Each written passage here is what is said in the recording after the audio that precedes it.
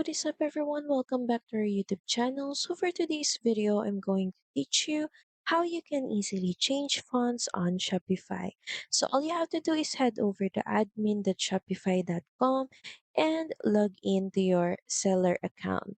Next is just click on this online store, then themes. Just beside your current theme, just click on customize.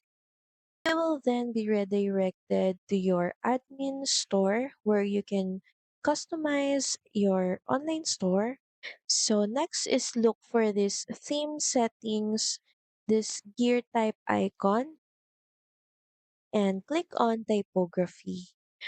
So as you can see here, this is where you can change your headings font.